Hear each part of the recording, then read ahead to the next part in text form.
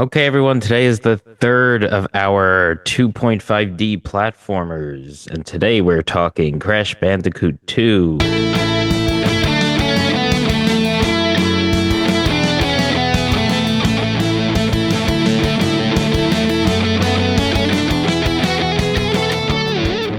Pete, why don't you give us your initial thoughts on Crash Bandicoot 2?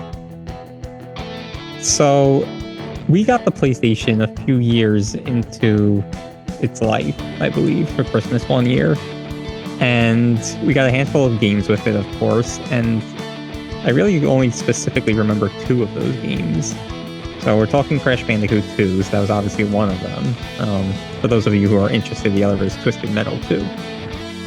But with Crash, I remember having a lot of fun times with the game, and I actually really remember Crash Bandicoot 3, like really getting very involved with that game and liking it a lot. So anyway, over the years, I never really went back to play any of the Crashes, and whenever I think about Crash, it comes up whenever we're talking about PlayStation, I always kind of wondered if the game was actually fun or if it was just kind of like, just more right place, right time, like cool mascot, colorful worlds type of situation. So anyway, so finally went back to play it for this podcast. I played it on the Insane Trilogy. Let's get out of the way now. And I have to say, I had a lot of fun playing it. And when I wasn't playing games, I found myself most of the time eager to jump back into playing it. So those were my initial thoughts. Tom, why don't you go next?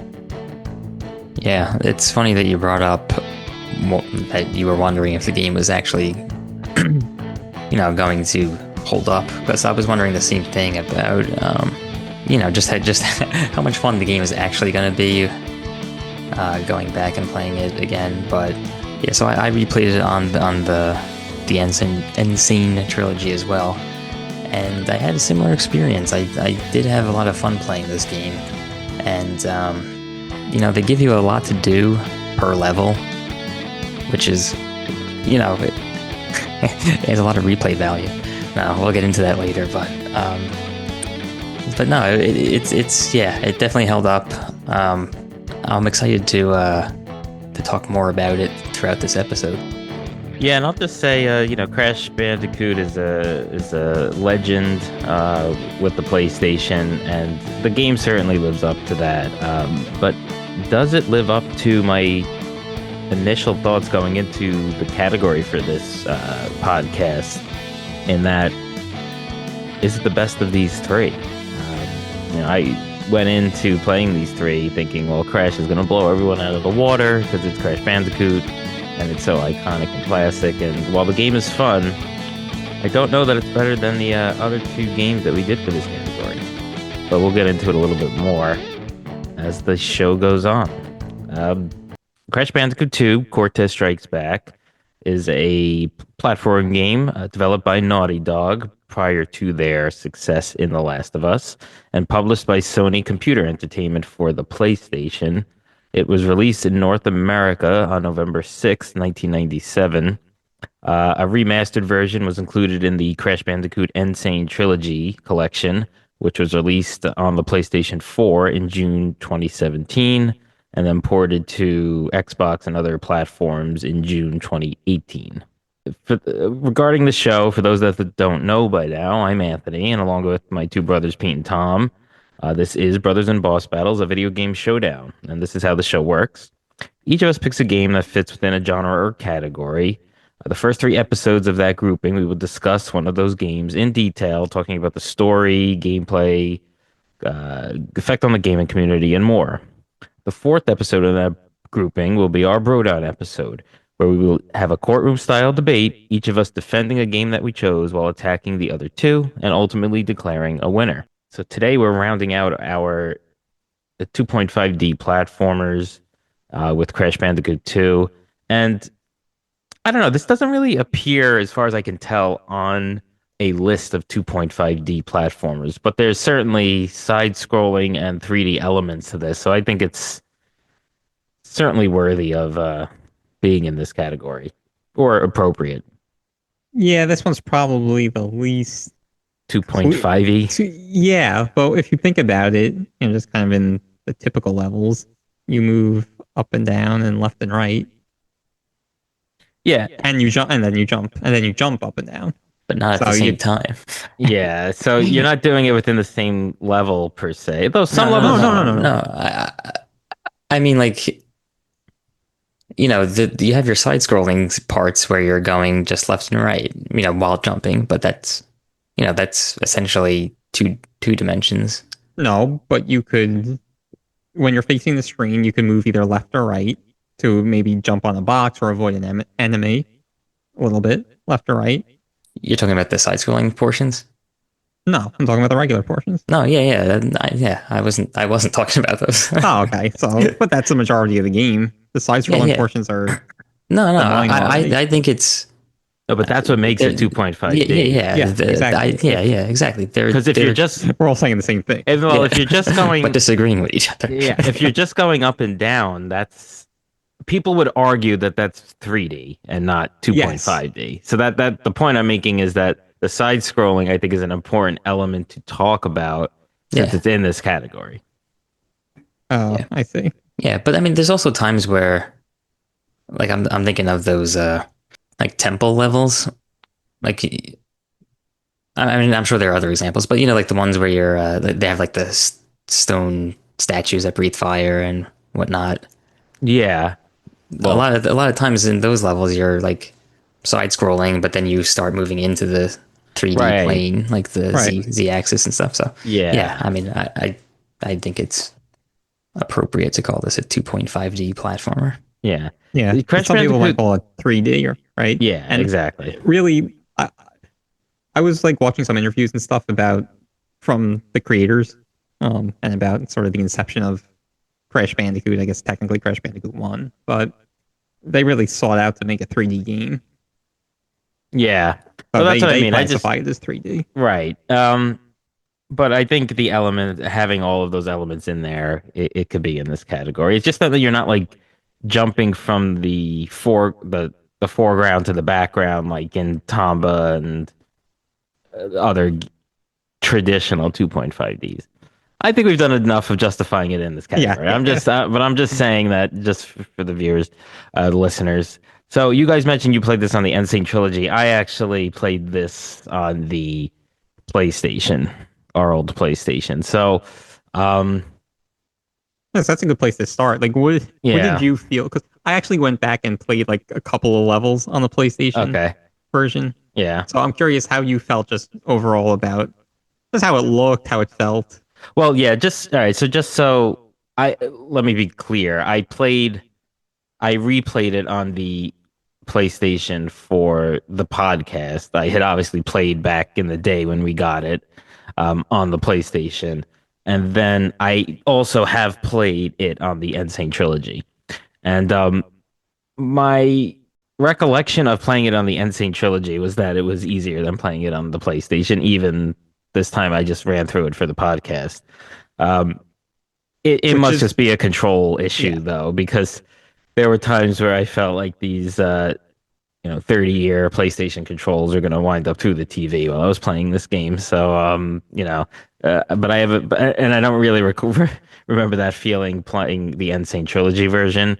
When I played the Insane Trilogy version, I remember Crash 1 sort of being the most difficult, which is, I think, traditionally the case, even with the old games, but then 2 and 3 being relatively easy to get through, especially just if you're talking about the main, story. But anyway, so I felt I probably had a harder time with it this go around, just playing it on the original PlayStation with the original PlayStation controller, as opposed to doing the Insane Trilogy. Yeah, it's interesting. So like I said, I played a couple of levels just for a few minutes on the original PlayStation, and I was pretty impressed actually. Yeah, it looks good. The graphics look good. Yeah, and the gameplay is good. It's just not as smooth as the Insane Trilogy. Yeah, the Insane Trilogy is fantastic. Yeah, it's really brightly colored and smooth. Yeah, I was actually surprised about how nice the graphics were on the Insane Trilogy. Because I played it back, I think it was 2019 or 2018 or whatever, probably when the Insane Trilogy first came out. And then when I rebooted it up for this, yeah, I was caught off guard by how nice it looked. Yeah, this was my first time playing the Insane trilogy, and I was pleasantly surprised when I booted it up. Yeah, so let's see, let me see. I'm just looking back on my trophy list on my PlayStation app to see when I played this on the Insane Trilogy. So I played it much more recently, back in September 2023. So less than 2 years ago, I played the Insane Trilogy version. Yeah, so we probably should just mention the gameplay. I mean, we discussed it a little bit there towards the beginning with the different platformers, but I think what's cool about this game, and I'm not sure if this game introduced it, but it certainly, I think, introduced it to the mainstream where you have this sort of like traditional platformer in a sense, but instead of going left to right, you're going vertically on the screen. Like the screen is scrolling upwards and you're moving. And that's not necessarily different than some of the old games of yore where you're like in a plane, like flying upwards and shooting things. Like there was a million games like that back in NES or whatever. But this is a little different because the screen itself, for most of the levels, isn't moving. Like you have to move the character up or in some cases down, like a platform. You're not getting pushed. So I mean that was interesting, and it created that sort of 3D element. And then there's other portions where you are going left to right. And as I mentioned, some where you're being chased by something and you're running down the screen while a bigger enemy is chasing you and you're trying to avoid obstacles as well. So I mean, there's a lot of fun. They kind of did everything they could with platforming in this game, any sort of direction you can go in. So that was pretty cool and unique. Yeah, they really did a good job of mixing up the levels, I thought, and sort of adding an element or taking away an element to make it feel different. So, like, actually, some of my favorite levels are the ones where you were, quote unquote, being pushed, where you were riding the bear and you were moving up, or if you were being chased by the bigger bear or the boulder. Yeah, so Crash's main moves are to basically jump on an enemy, sort of. That's a traditional platforming thing.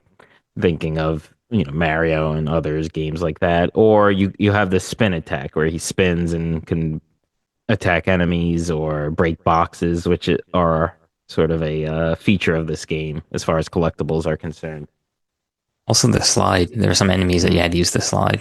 Right. Yeah, Right, and I don't know if you guys know, but I think that was that introduced in 2, or was that part of the first one? I want to say it was introduced in 2. Yeah, same. Yeah, I want to say it. I also want to say that, and that's why I said that. Yeah. And then also You do what you want. the like body slam move or whatever. Oh yeah, that was really only to break boxes that were I guess special boxes. Yeah. So we mentioned the boxes. Does anyone kind of want to get into that? Well, one thing I'll mention first, that again in these interviews that I was watching and reading about, was that kind of came in at the end, and they realized there was a lot of empty space as you were navigating the levels, and they didn't have really a lot of memory left, to use a term that I'm not sure is the correct term. So they landed on boxes. Basically, this was the simplest thing to essentially draw and include. Yeah, so the boxes mostly contain either one-ups or Wumpa fruits, which if you collect 100, you gain another life. Some of them contain lives. Some of them, yeah, that's why I said one-ups, but yeah, lives. Another crash. Yeah. One Klonoa, one crash. Some of them are, actually, no, I guess all of them contain at least one Wumpa fruit, right? Then there's the checkpoint boxes. Right, and then the TNT and Nitro boxes, which you can't collect per se, but you get something for destroying all of the boxes in a level, right? Yes. A gem. Yeah, so that's why. But listeners that don't know should know that it's hard to get all of the boxes in a level. They're either sort of out of sight, or you're moving so quickly, like those levels that Pete mentioned about being chased, you're moving so quickly, it's hard to get every single one. There's bonus levels within the level that you have to complete in order to get 100%. So, Yeah. I decided very quickly that I wasn't going to go for the gems in this game. To me, that's like Half the fun. half the fun. Yeah. Yes. Well, it's basically quite literally half the fun because you basically complete this game with about 50%. Yeah. I have those, like, I literally, so you go through these levels. Let's just go, we'll just say spoiler alert.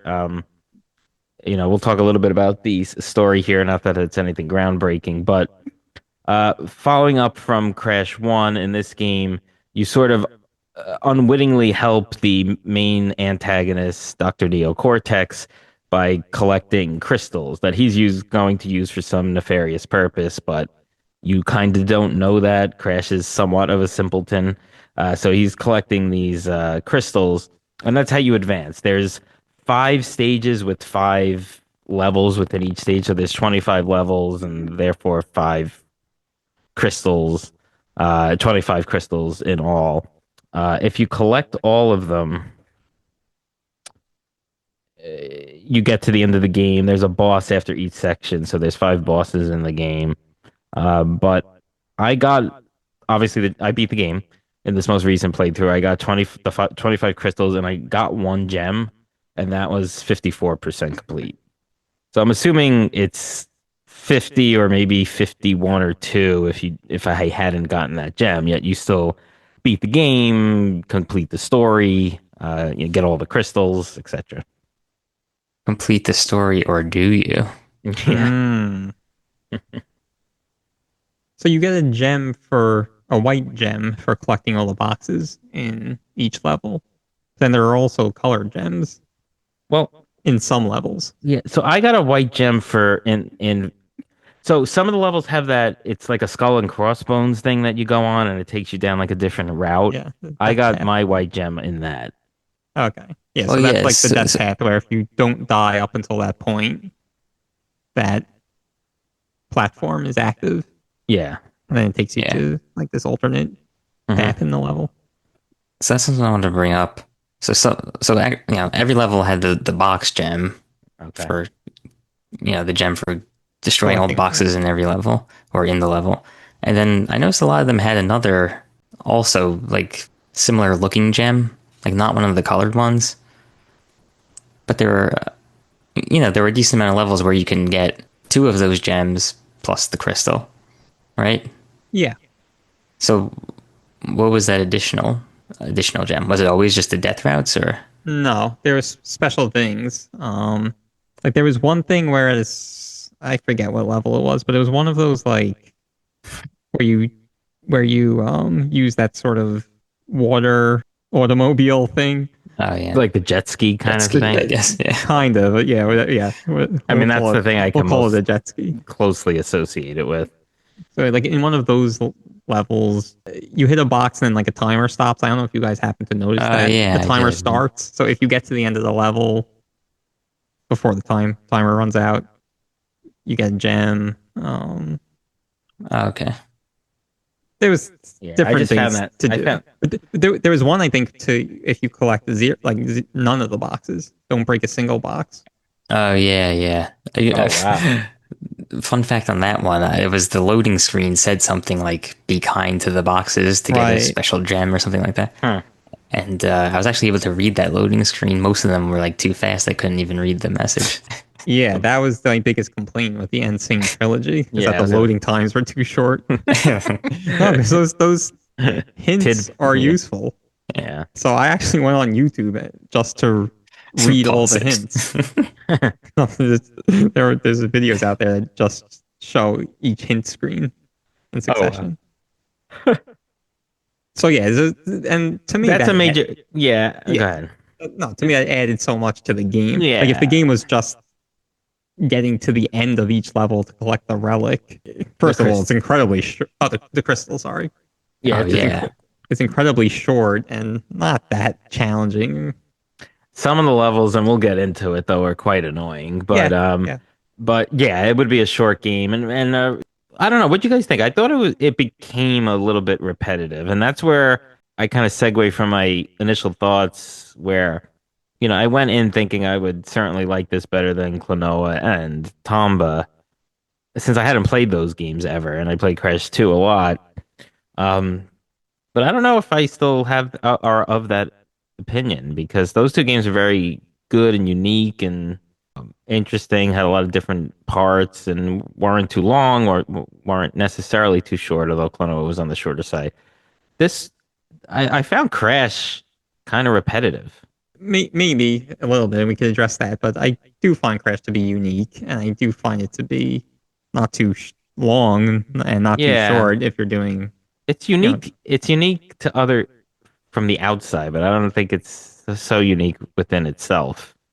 Most of the levels are the same. it's funny you say this because I kind of had the same feeling at first, but there's 25 levels, we said, right? Yeah, And you throw in the five bosses, and all of them are a little different. yeah. Some of them more fun than others. But you think about the levels. We mentioned, or I mentioned the two that you're kind of being pushed.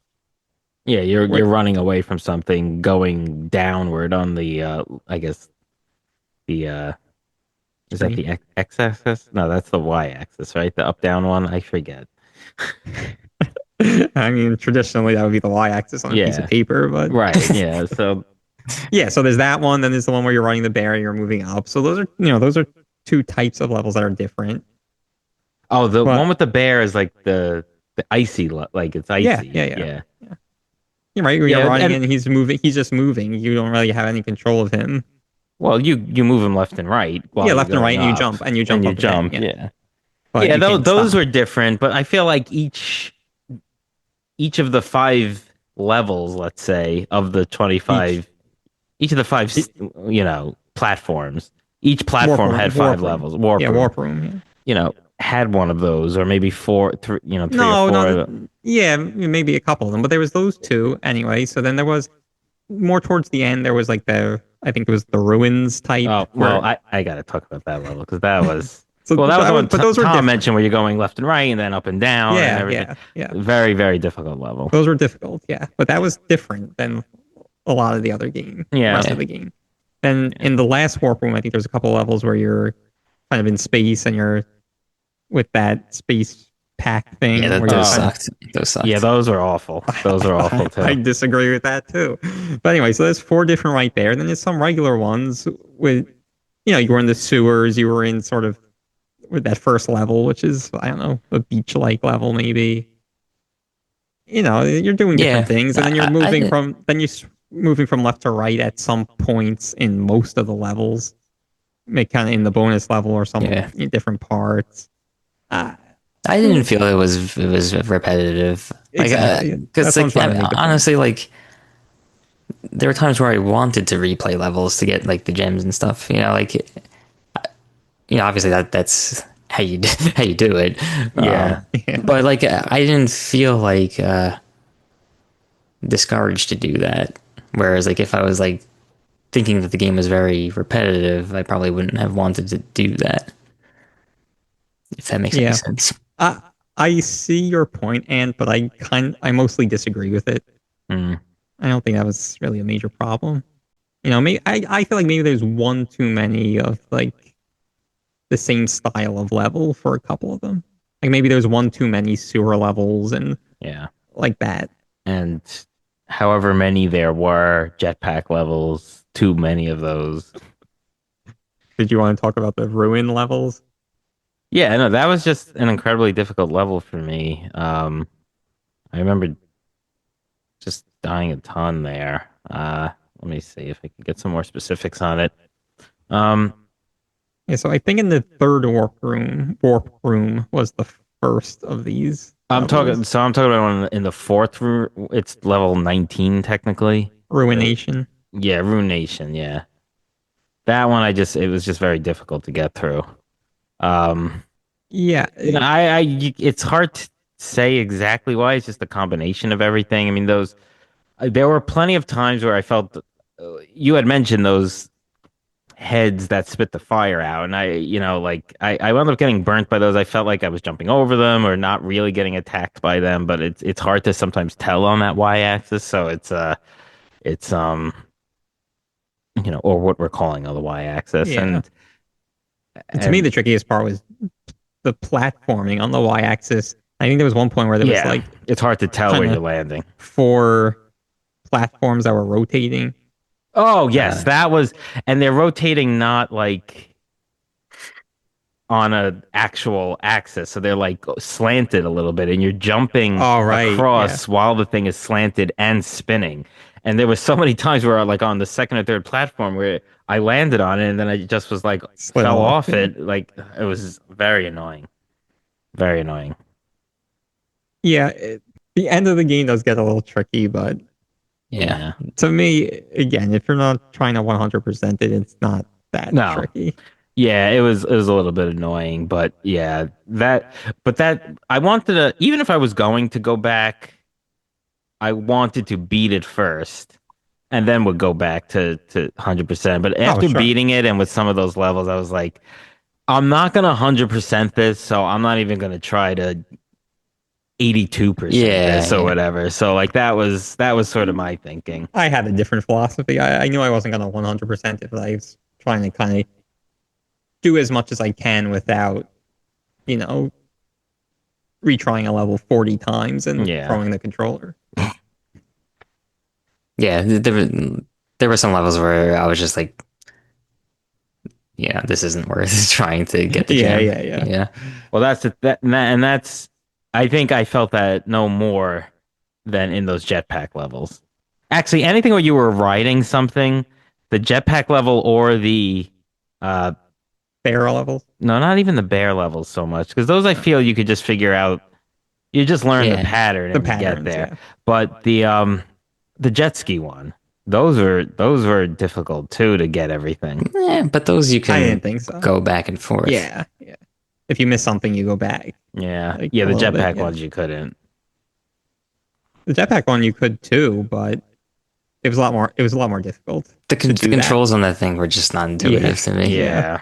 No, they weren't, but I got better at them as I was playing. Yeah, sure. Yeah, I didn't have a problem with those. I thought those were kind of fun. They were just at the end. It wasn't like it was scattered throughout the game like some of the other levels. Nah, I mean, I didn't find it fun. I also didn't find it like impossible. Like, it wasn't like overly frustrating. It just was like the most annoying part was just having to deal with the controls.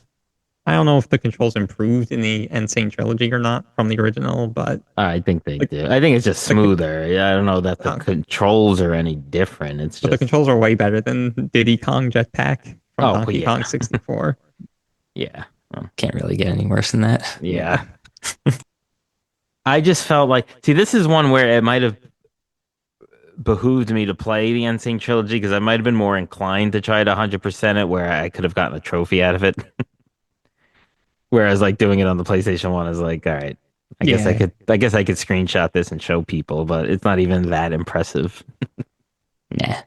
Yeah, but like I said, 100%ing it is tricky. 100%ing, does that include relics or just? I think it does, but I don't know if you have to get the highest relic? Platinum relic. What's the relics you're talking about? Those are basically the time trials in each level. So, some levels only had one white gem. Like, was that for getting all the boxes? Yes. Okay. And then when there was like 2 gems, like one was for getting the boxes and one was for something else, let's say like the death routes or something. Yeah, exactly. Like what we said, like the one level where it was to not break a single box, and and then there was the 5 colored gems. Yeah. And how would you get those? They were, I think, pretty much the same as those secret white gems, like just doing some kind of special task. Thing, Oh, okay. So I kind of totally missed that there were tasks to get gems. I thought it was like break all the boxes or like the special route ones. Like I didn't realize there was like other things you could do. I had kind of forgotten about that, but then you see the the little indentation on the the level door where you see that there's 2, and it's like, okay. Yeah, and you probably came across kind of like those death routes. There was the colored gem routes where in certain levels. So once you got, say, the red gem, then you could go back to a different level, whichever level had that red gem route, and then that platform would be red, and you could go on it, and then it would take you to a different. Right, because sometimes there were those just an outline of a platform. Yeah, exactly. So how did you activate those? Once you collected that colored gem. But how? Okay, then you would get that platform, and that platform would take you to do what? I don't know. I'm not remembering exactly. So but not probably get that similar. gem. Not get that gem. No. You got the gem in some other level, then you went back to this level, and that opened up that path. That path would have more boxes so that you can get the normal or the box gem in that level. Right. I see. Yeah, it's funny. Sometimes I would go through the levels. I was like, oh, I got a lot of boxes. And then at the end of it, it's like 31 of 77. It's like, oh, okay, I guess not. That was one of the things I liked about the Insane Trilogy is it told you how many boxes were in the level, like as you were playing the level. You didn't have to wait till the end. Right, yeah. So for those that don't know, this one, you get to the end of the level and it'll have sort of a transparent box with the number that you got and then the number that there is in the level, so you'll know you know how much you're missing. But yeah, Pete's mentioning that the Insane Trilogy had that counter essentially throughout the level. Right. Yeah, if you press the triangle button, it shows you. Yeah. Or sorry, on PlayStation it would be the triangle button. Yeah. I didn't recall that they excluded that from the original version. Yeah. Another thing that, changing topics a little bit, that they improved in the Insane Trilogy was, you know those boxes that yield to 10 Woompas, but you have to keep jumping on them? Yeah. I think in the original, you had to jump on them 10 times. Yeah. Which kind of gets... Yeah, boring. You're just kind of, boring. You're just kind of standing there. So in the Insane Trilogy, every jump gave you 2 fruit. So you only had to jump on it 5 times. Oh, that's a good change. Yeah. Yeah, some of the like the bonus levels within each level were interesting, and you really couldn't. You could die within it, but you wouldn't lose a life. You just wouldn't get all of the collectibles and all of the boxes. But some of them had some pretty interesting platforming tasks where you would have to use the jump off of a box to maybe get over some nitro boxes or to propel yourself far enough to get through the level. So that was kind of cool because it was a more difficult challenge, I feel, but also wasn't as detrimental if you didn't complete it, other than you wouldn't get the complete box count for that level. Yeah, but it would bring you back to the beginning of the bonus level, or yeah, you could keep trying, and you could keep trying. Yeah, I mean, at some point, it's just like a skill thing, though. Or if you're losing it 10 times, you're just like, let me go finish the level. Yeah, I guess maybe you have to try 15 times. Maybe. All right, why don't we take a break and we'll be right back.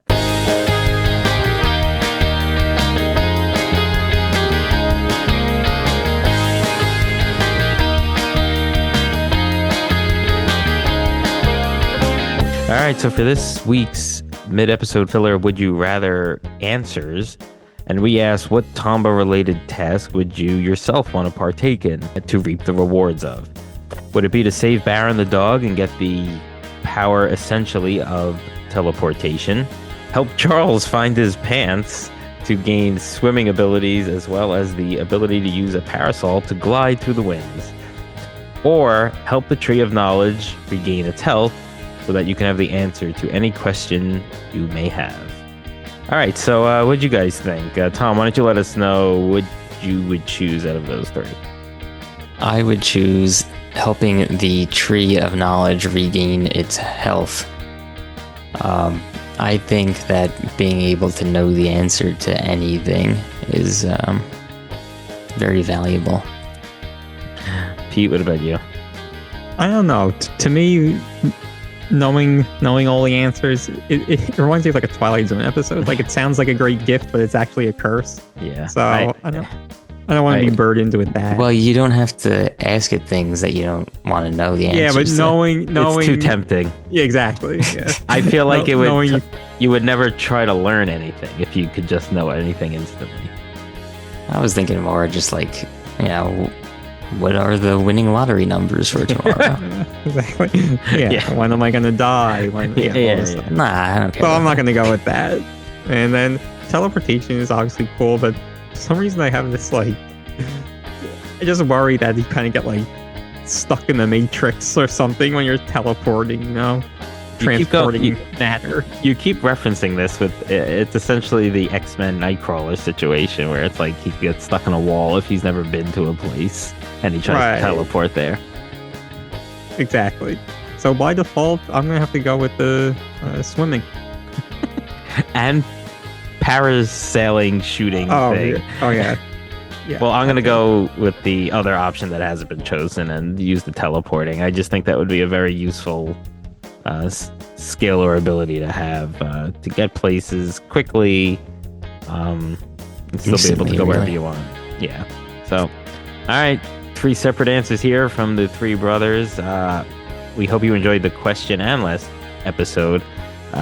Catch us on our social media, Instagram and X at Bros Boss Battles. That's BROS Boss Battles. Our website, brothersandbossbattles.com. Leave us a comment wherever you get this podcast. We are sometimes on Twitch, as well as you could find some reels on YouTube and some other content there as well. All right, back to the regular episode. All right, back to the regular episode. We're discussing Crash Bandicoot 2, Cortex Strikes Back.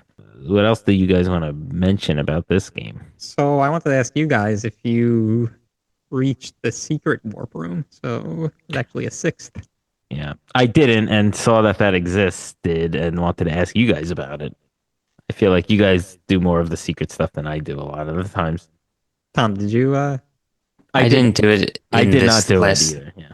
I didn't do it in this last playthrough, but in the previous playthrough of the Insane trilogy, I did.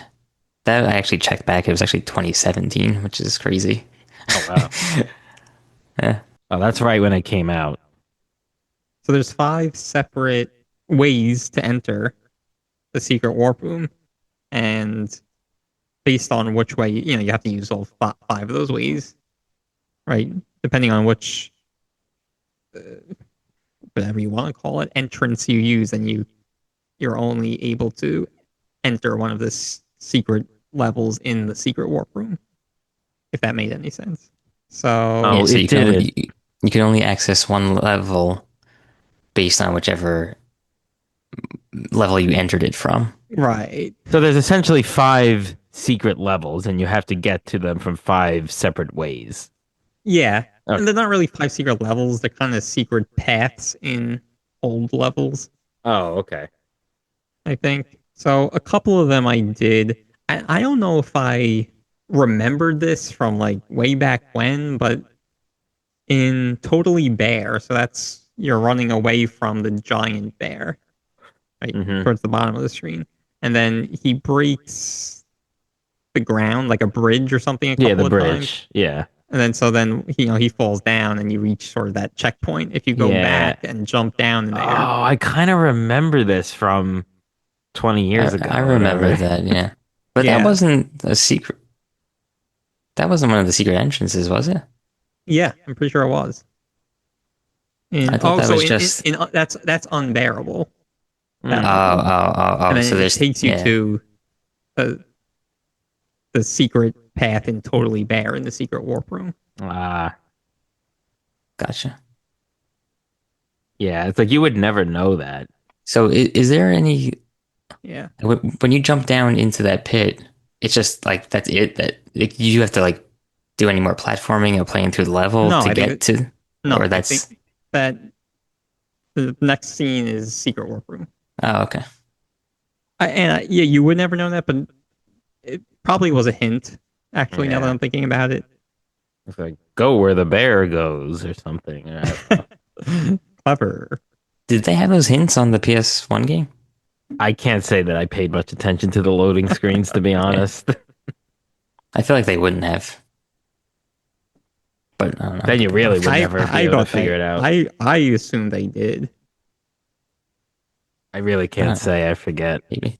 I don't know. To me, that feels like a modern audiences kind of thing. But Yeah. Well, Hints on a Pete. loading screen, that's been going on for decades, I feel. Yeah.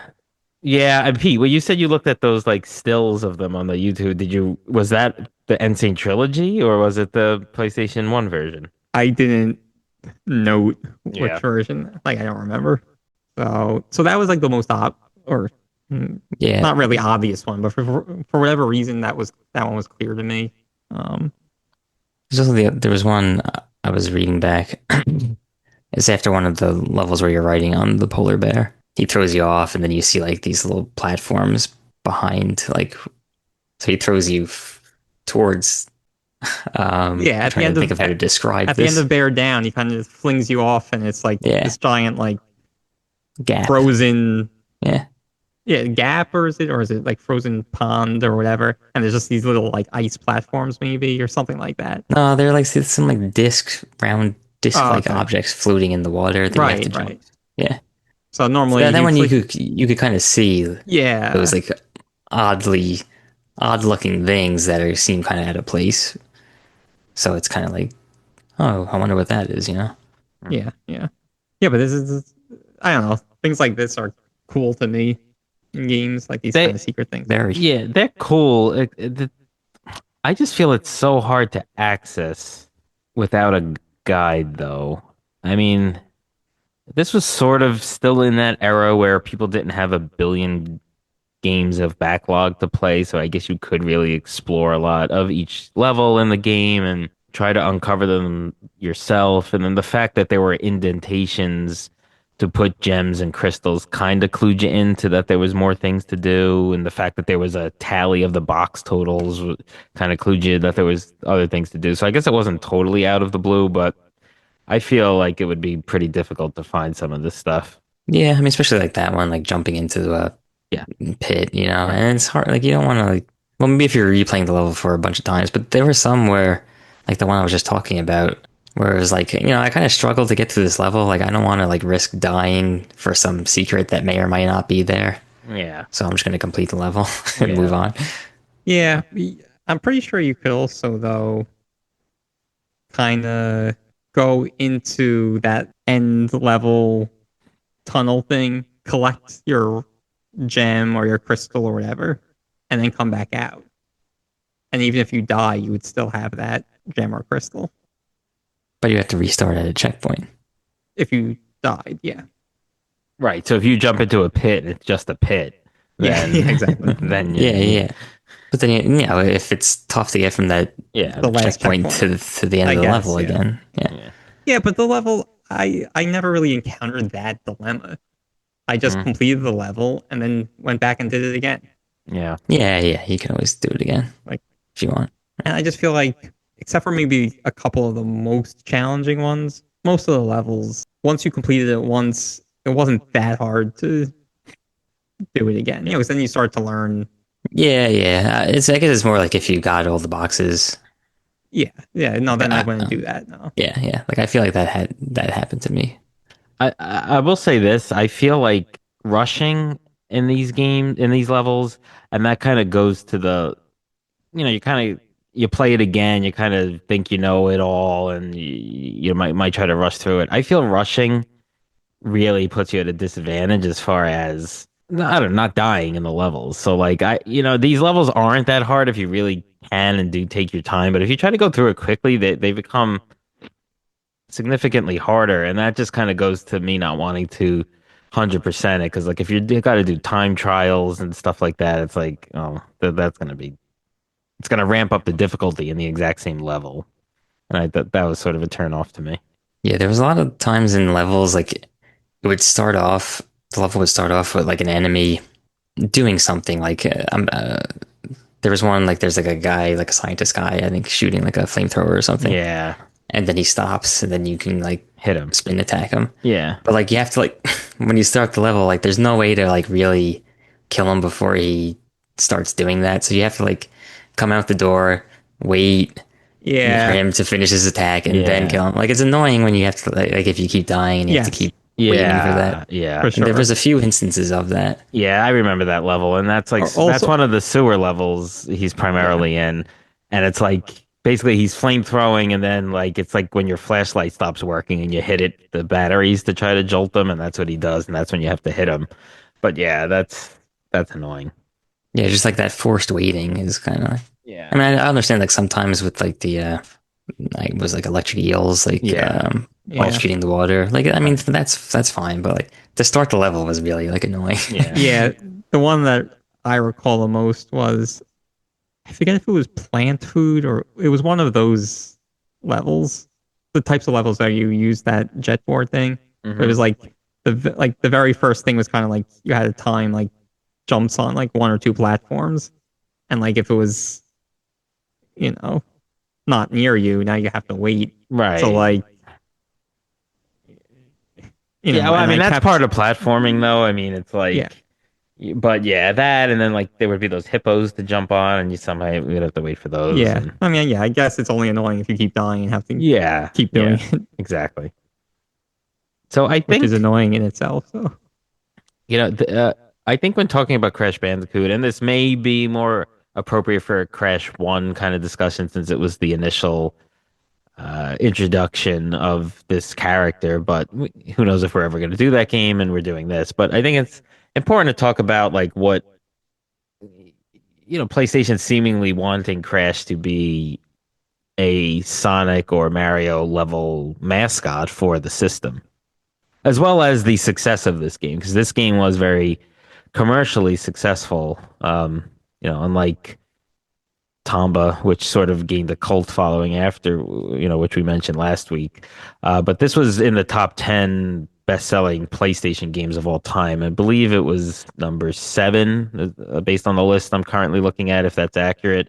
The seventh best um, PlayStation PlayStation 1. One first PlayStation game, and the best Crash Bandicoot, the I think best selling Crash Bandicoot game. Let me say that. I think this may be cheating, but I think the Insane trilogy outsold Crash 2. Yeah, you have to adjust. I feel for like the time that now it's just like I don't Yeah, know. and People buy price. every game and like Especially with digital, it's so much Yeah. easier to buy games. Yeah. And like everything's especially like PlayStation Store, everything goes on sale like every Yeah. month. Yeah, No, it wasn't. you're right. If you Yeah, adjust for price and inflation and all that, yeah, then it's probably and the fact that this is three Insane trilogy is 3 games, not one. right. And it's 4 systems later or 3 systems later, or whatever. So, but yeah. Anyway, the point that Crash was really. I mean, and the other Crash Bandicoots are all within like the top 20 or top 15 at least. Crash One and Crash Bandicoot Warped and etc. So, this is Even like Crash Team Racing, I think did very well. And yeah, that was a fun game too. That game has lived on in lore for us. I think we referenced it in a prior episode. But yeah. So anyway, did I was PlayStation or Sony? My understanding was that Naughty Dog was kind of like, hey, Sega has a mascot, Nintendo has a mascot, but Sony doesn't. Like, maybe we could be the mascot, kind of like wishful thinking. But I don't think Sony ever like was like, oh, we need a mascot. We want Crash to be the mascot. That was I thought. my understanding. I thought Sony wanted it, and Naughty Dog kind of took it under their wing to create it, like a mascot level character for them. That is not my understanding, but Yeah. I know Naughty Dog in creating it had that sort of pipe dream, I don't know, whatever you want to call it, in mind though. They were intentional about the character and Yeah. trying And to create. Yeah, it's interesting. Crash is interesting because I kind of see him as a mixture of Mario and Sonic, where he's like this animal, like cool looking sort of animal. Like Poochie. Yeah, like Poochie. But he also wasn't as attitudey as I guess they tried to make Sonic, and it was more of like a regular sort of simple guy, which I think was sort of the Mario influence. So I Mm. kind of feel he was a combo of the two. I mean, I think they wound up making Crash a little bit more sort of aloof and Oh, no, I was gonna say more aloof than Mario, like and just more sort of like a Mr. Magoo kind of a thing where he's like your your Yeah, your hero or main protagonist, but like sort of unwittingly and sort of unknowingly. Whereas I don't really get that from Mario, but my point I think still stands where he's sort of a combo of the two.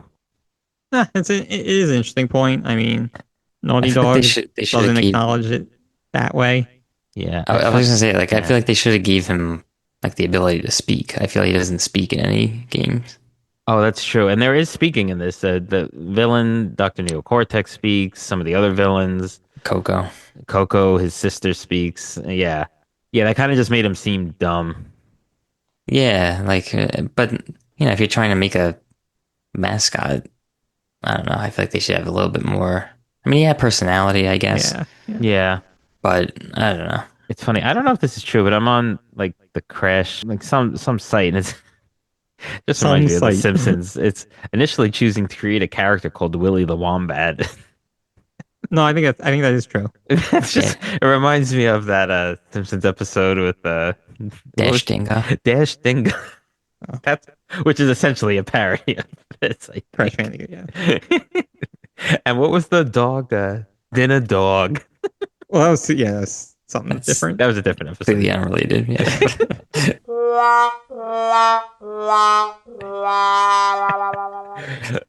But the same Well, idea. I know they were influenced. They wanted it to be cartoony, like Looney Tunes, and Mhm. like I think Crash could get like squashed or something and flattened. Well, he You kinda- does. Yeah. Yeah, The exactly. death animations were cool. Yeah, so you kind of see that influence, and and a lot of Looney Tunes characters don't speak, right? I guess, or maybe they do. I don't know. I guess some don't. Some don't. Yeah, Yeah, like Tasmanian Devil. yeah, or like yeah, Roadrunner. kind of like that, right? Yeah. Yeah, but anyway, I mean, needless to say, it never really panned. While the games were very successful, it never really panned out where he was another Mario or Sonic. And I don't Well- know that by this time that would ever exist again. Right, There exactly. hasn't been those since, So I just think it's a different world, and there's just so much saturation now that you're really not going to have a mascot level character anymore. Yeah. What about Master Chief? Yeah, Yeah, it's yes, different, but yeah. not Mario or Sonic. He's No, he's that not is- Mario or Sonic. But I hear that, but Do you remember the commercials where they had like Yeah. the guy, the human guy, like in a Crash Bandicoot almost like costume mascot Yeah, looking yeah. costume, he was holding and he the had like a boombox or something. megaphone and like different Yeah. things, and he was in the Nintendo studio like parking lot and saying stuff. Yeah, it's So like they gave him a voice sort of through that. yeah. Well, like that was Bit. sort of like with similar marketing to what they did with Sonic and Nintendo. Yeah, You know, yeah, you're right. yet Nintendo persists. And now Sonic and Crash are on Nintendo consoles. Mario's not anywhere else. Yeah. And even though this isn't a Nintendo game, I think we should mention that it was, hoped that Crash Bandicoot would be one of the Super Smash Brother characters. One That'd of be the so great. DLCs. To no avail so far, but keep pushing, fans. Keep pushing. Maybe on the Switch 2 version that will hopefully come out, he'll be there. Yeah. So That yeah, speaks to his mascot kind of status, though. yeah. So there's a boss per warp room. Want to have a little discussion of the boss battles in this game? Yeah, we got it. I felt that they were comically easy. Comically easy. I'm trying to think of the The one. first few are. Yeah, so the first one's Ripperoo. Ripperoo. He was pretty easy once you figured out the pattern of where he placed the Yeah. TNT boxes or the nitro boxes. That maybe took like one or two tries, but not bad. I don't even feel like I had to figure anything out.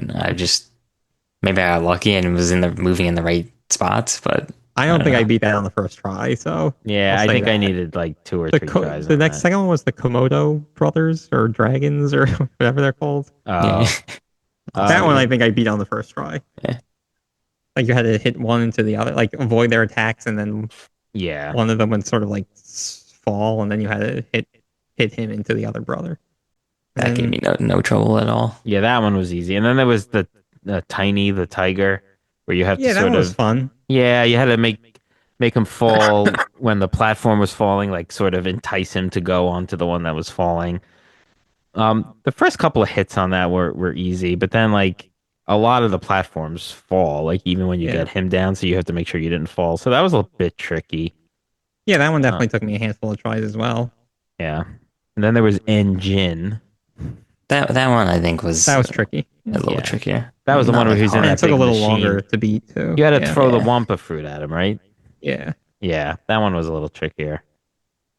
And then I think finally, it's Dr. Cortex, Neo Cortex, which was one of those like jetpack flying levels, so that was annoying, but it really wasn't that difficult. no, No, not at I all. was honestly like I didn't recall that boss battle, but that was like very Anticlimactic. yeah anticlimactic. Like it's just like you chase him and then that's the end of the game. Yeah. You don't Yeah, even have to like you don't even have a fight against them. It was No, so yeah, you just have to yeah. hit him before he reaches the end, essentially. It's like a race. yeah. Yeah, that one was kind of lame for the final boss. It was lame for the final boss for sure, but in a vacuum, I found it fun. Yeah. You know, like Yeah, that I should have been can. like a midpoint boss or something. Well, That's then it why doesn't really jive with the story, I guess. But I expected that to be like the first phase of the boss, and then there would be something else Yeah. after that. yeah, Yeah, at that point, I just kind of wanted to finish. I was like, oh man, this is definitely going to be like multiple parts, but then it wasn't. Yeah, well, the characters are cool like themselves, and then we saw them kind of persist in some other Crash games. There's the racing game, and then there was what's that one that came out that we played briefly that was sort of the online multiplayer? was that Crash Team Rumble? Yeah. Yeah, So like Ripperoo was in that, I think, and like Engine and a yeah. few others. Yeah, that game could have been fun, Oh well. but it wasn't. They had Crash Bash also on the Yeah, Crash Bash, that was like the party game, right? Or the party mini game. game. The answer to Mario Party. Yeah. I never put out the board. Yeah. So just the fun parts. Yeah. Did you guys play as Coco? I didn't even know you could. Wow. Actually, it's pretty simple. I guess I assume this is in the original. I can only speak to the Insane trilogy, but there's like this time machine in the second warp room, and basically you have to like press a button on it once you get to the second warp room, and you could swap out Hmm. Crash and Coco. But Coco, you can't play as her in every level. Like I think like the ones you're riding the bear, I think you can't for whatever reason. I assume the jetpack ones at the end you probably can't either. I don't know. Oh, maybe when you're riding on something. They Yeah, didn't want to maybe. like reanimate that or something. Yeah. Speaking of riding things, why don't we go to our mid-episode filler Would You Rather question for our Crash Bandicoot 2 episode?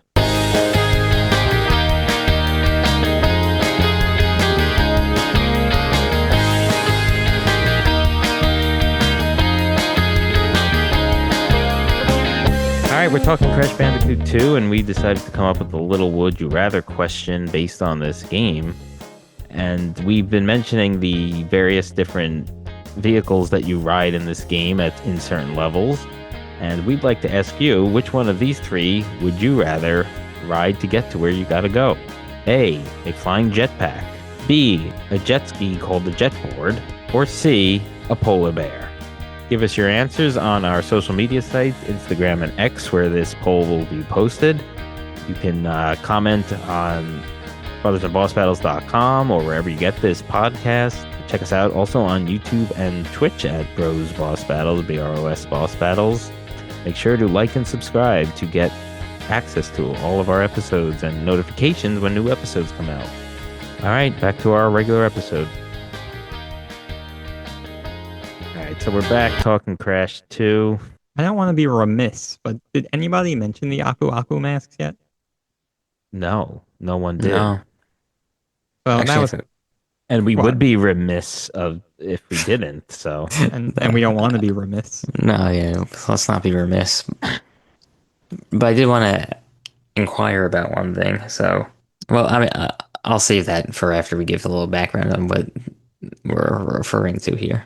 Pete, you want to talk about those? Yeah, I mean, he's basically the answer to like, so you don't get hit once and die, right? Kind of, Just Yeah, the extra health. he's the extra health, it's I guess you could basically say. like Mario's mushroom. Right, exactly. Yeah, so those are So, cool. I so mean, you could those collect, masks you wind could up collect becoming up way to more pop. three. Okay, sorry. You Start could collect over. up to three, right? So the first two allows you to take two hits before dying on the third hit. But then if you already have two and you collect the third mask, then it gives you invincibility for 10 seconds or something Yeah, like that. I did not want to have invincibility in this Really? game. Yeah. Oh man. Must have been those PS1 controls. Yes. Wow, that's impressive. Blame it. So so I That wanted should to have been a ask. secret gem. Uh, I wanted to ask because in at least in the Insane trilogy, sometimes when you kept dying a bunch of times in a certain spot, they would automatically spawn you with Aku Aku mask. and as much as that sounds like a modern thing, that actually did happen in the Oh PlayStation 1 wow, version as yeah, well. Yeah. okay, that's what I was going to ask Yeah. about. Yeah, I'm glad you brought that up because I forgot about that, Tom. Yes, that did that happened to me sometimes. Yeah, me too. And me. There were sometimes where it would spawn me with the level 2 one.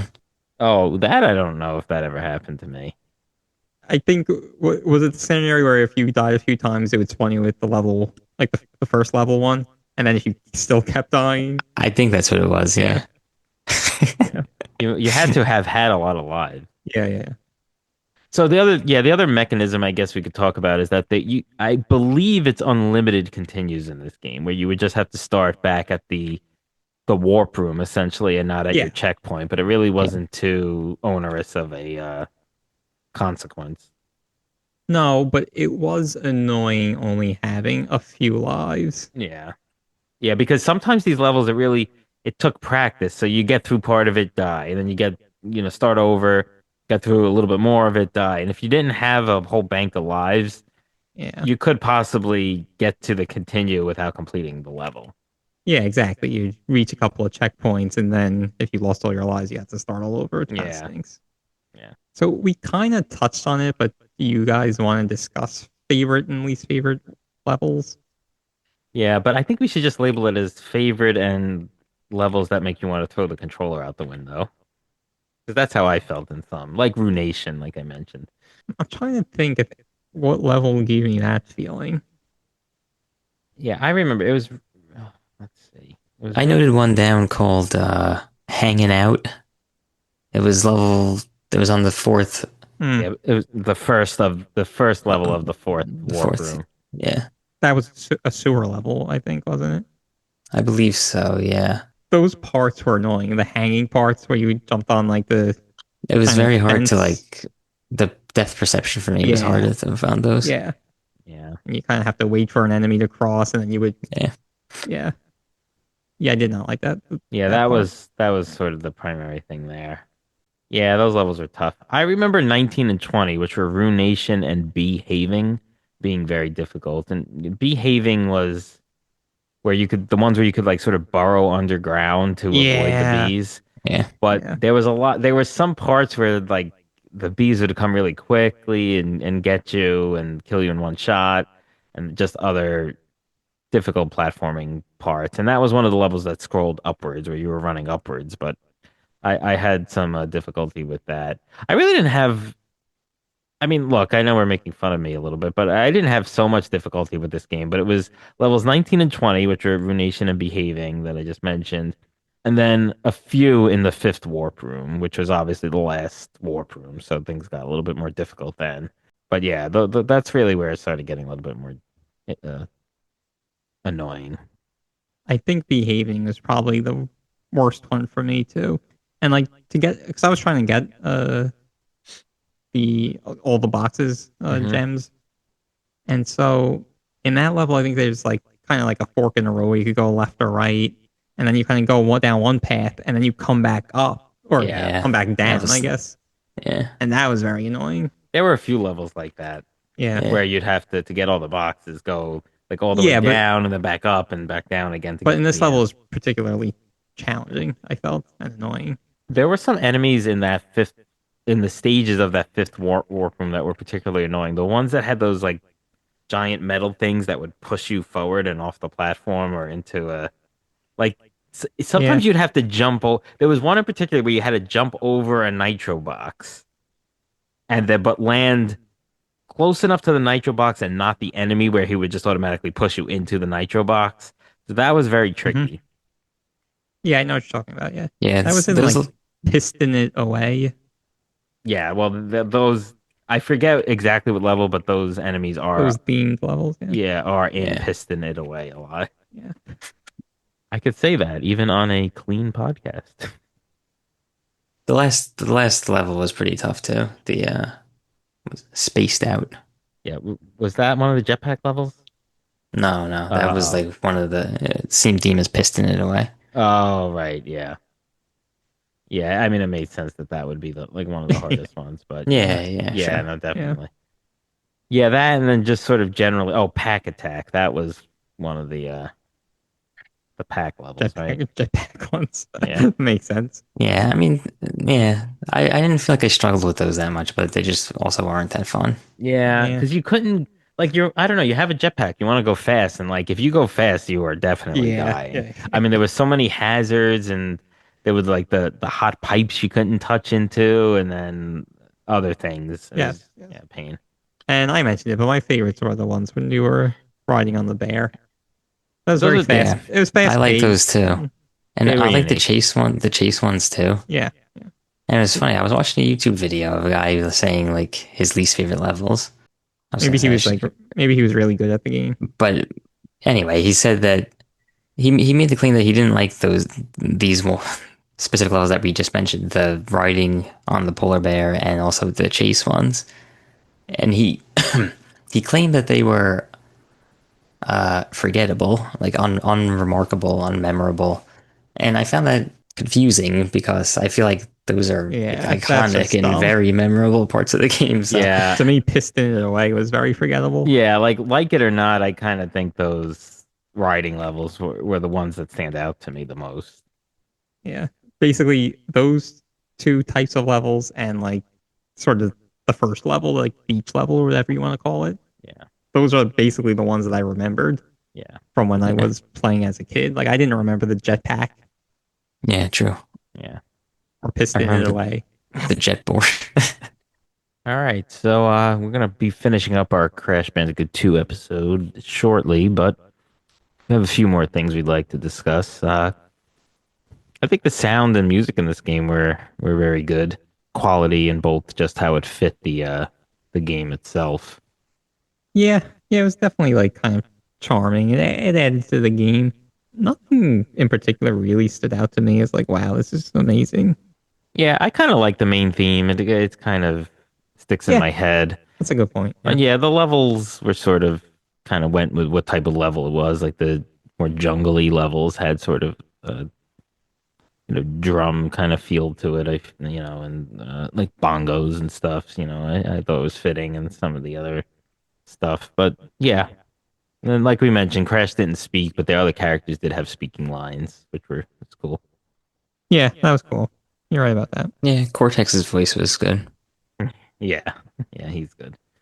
Yeah. The other sound effects too, like the collecting the Wampa and Mhm. the boxes. Yeah, it all sounded good.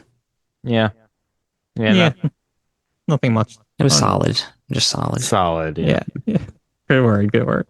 I also wanted to go back to just graphics a little bit because I was reading about how the creators kind of manipulated the PlayStation and they would kind of, I guess, say it in layman's terms, not because our listeners are dumb, but because I don't fully understand it, but kind of deleted things from the way the PlayStation ran its games that they didn't use to kind of create additional memory, like to get more pixels and stuff onto the screen.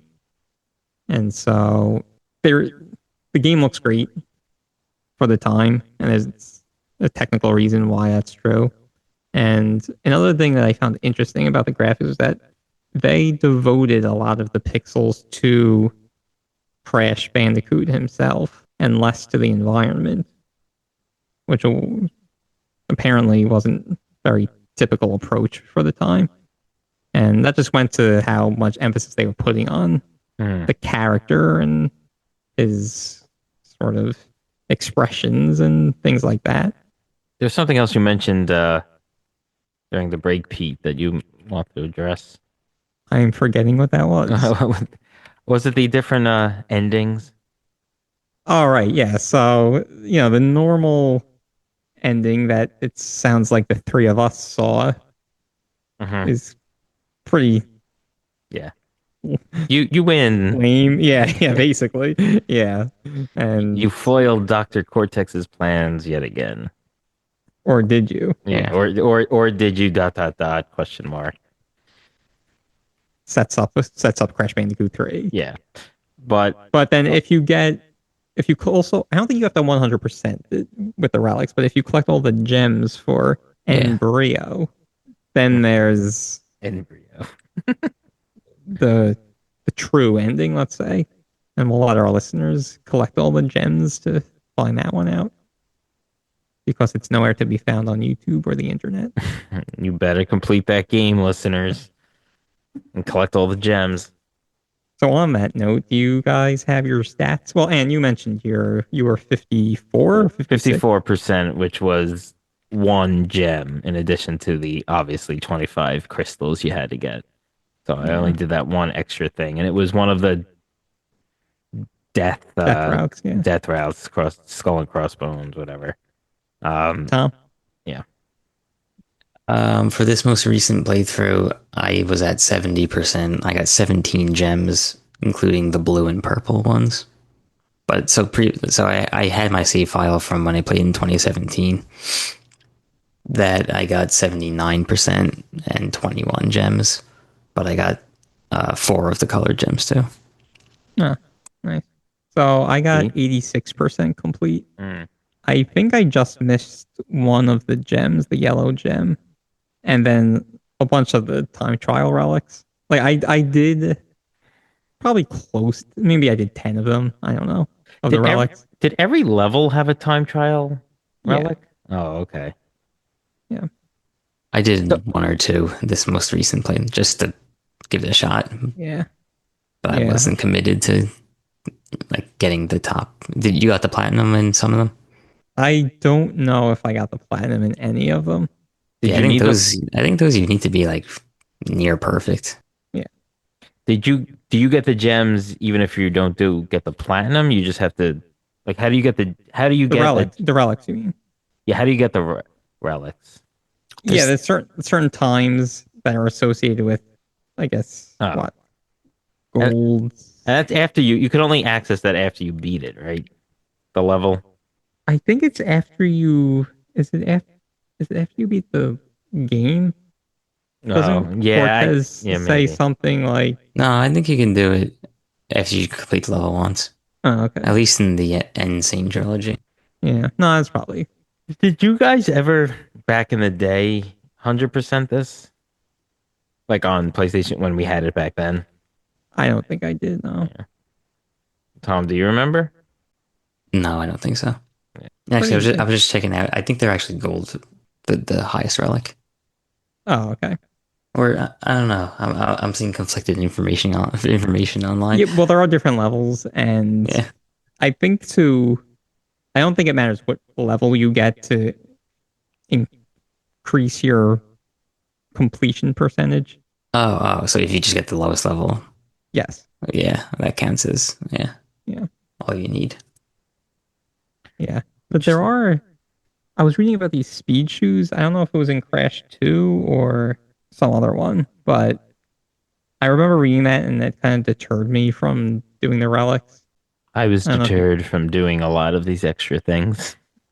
I just feel like, honestly, they do interest me, but I have a feeling that there's going to be at least one and probably more that I'm not going to be able to do. And I just don't have it in me to get, again, 95% and not 100. So it's just like, that's a turnoff to me. Yeah. Yeah, it's fair.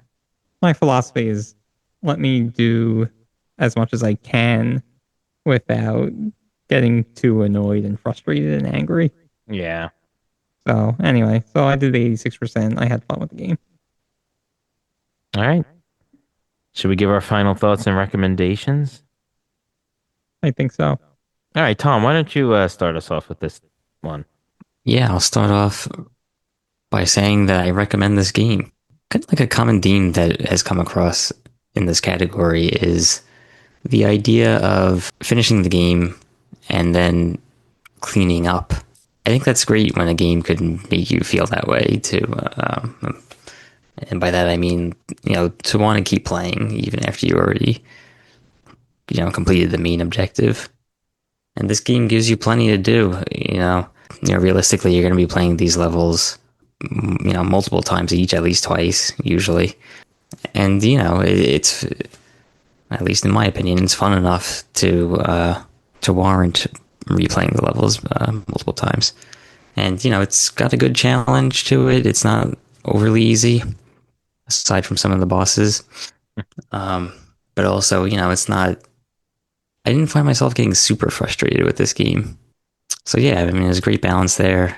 And I think that's enough for me to say, go play it. Yeah, I'll go next. And I can't not recommend it. It's Crash. It's an iconic character, despite not reaching the Mario and Sonic levels of iconic characters, but still a very important character to gaming and to the PlayStation. Fun games, unique games in the way they present their platforming.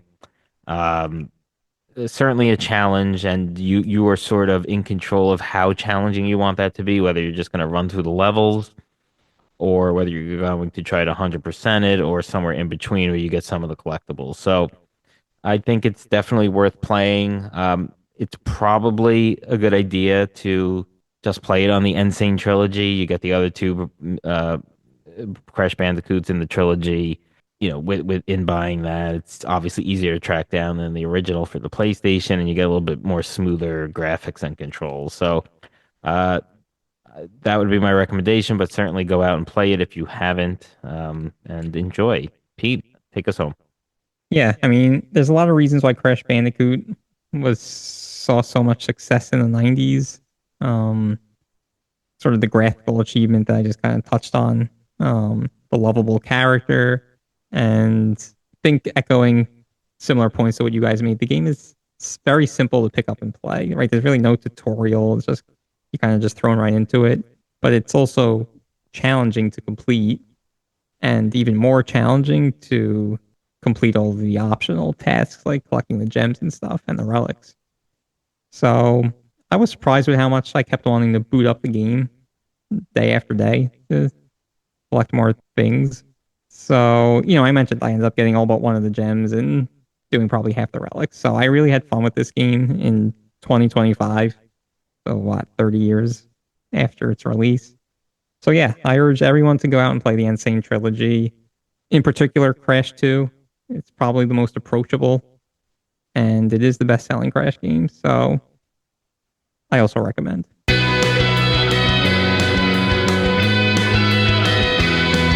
All right, there you have it. Crash Bandicoot 2, Cortex Strikes Back. There is our review, and we have now finished the 3 games in our 2.5D category. Be sure to check into our next episode in 2 weeks for our Bro Down episode, where these 3 2.5D platformers go up against each other in our courtroom-style debate, and we will see which one comes out on top and which brother presents the best argument for said games. Catch us on Instagram and X and Twitch and YouTube at Bros Boss Battles. That's BROS Boss Battles. Our website, brothersandbossbattles.com, and make sure to like and subscribe wherever you get this podcast. Till next time, have a good one.